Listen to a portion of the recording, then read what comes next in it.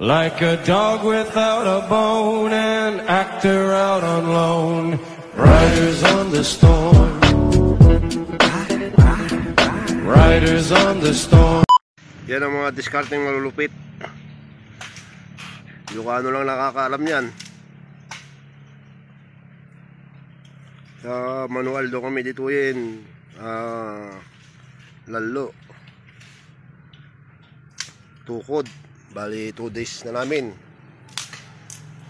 Ayun si Paring Mart, nangangalati kahoy.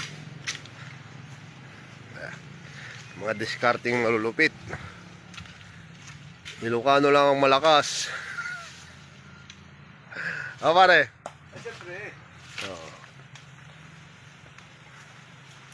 Nagtatanong yung helper kung ano to gagawin doon. Naghanap siya ng bato. Ito, panglulutuan namin. Sabi ko, yun na lang. Maghahanap kami ngayon ng plato. Wala kaming plato eh. Ay, bulong ti sa bangay. Kaya nga. Maghahanap kami ng bulong lang sa ba. Diyan balas ito ba? Kasi ikaw na kumuha. O, kumuha ka ng dalawa.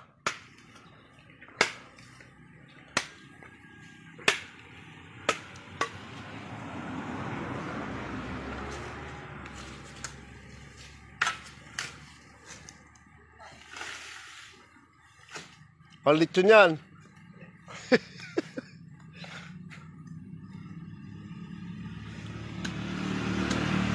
Gagawa ka ba ng sandok, pre? Wala kami sandok eh. Sandok ba lang kanin? Oo. Ano?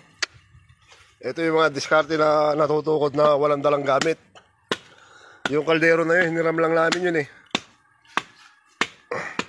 Buti man nagpahiram. Kung wala, gutom kami rito. Gagawa naman siya ng sandok.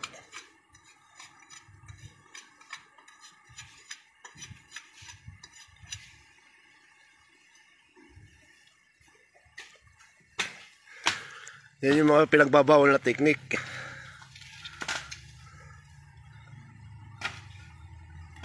Dito mo na lang kaya pare gawin.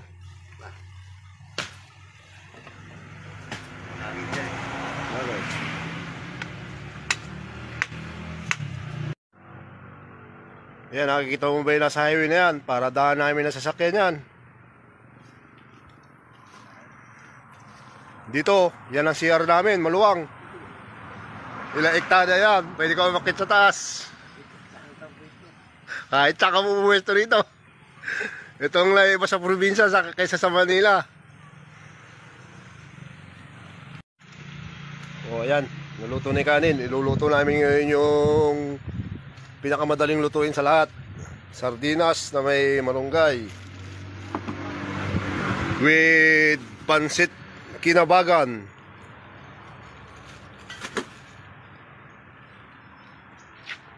Ano balita? Quality? Pwede tayo umulit dito pagbalik. Huwag na tayo magdala ng kalan. Magastos pa yun eh. Nagkakamping tayo na sumasahod ah. Oo. Yan yung tinatawag na nagka-camping na nga tayo, pinapasahod pa tayo.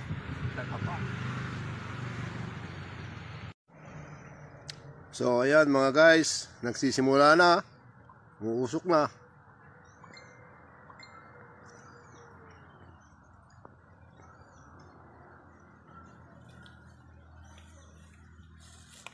Yan ang buhay ng biyahero. Yan ang buhay ng biyahero na walang dalang kaldero. Nangiram lang kami dyan sa tapat para makapagluto.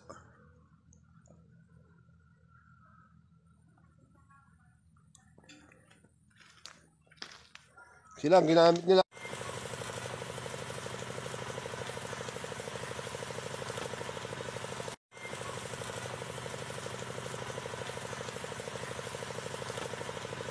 Ano, yung ibang tracking dito na pumarada. Lahat yung gamit nila na pare. Ayun o.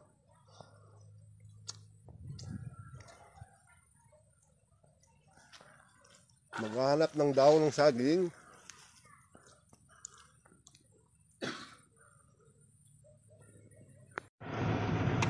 Uy, nandito lang kami sa may site kung saan dito ibababa yung pakarga ng container. Yun yung mga solar. Kung ilang hektarya na lalatagan to ng solar, oh. Yan, oh. Project ni President Marcos. Hanggang doon sa may mga puno na yan, doon na ilalatag.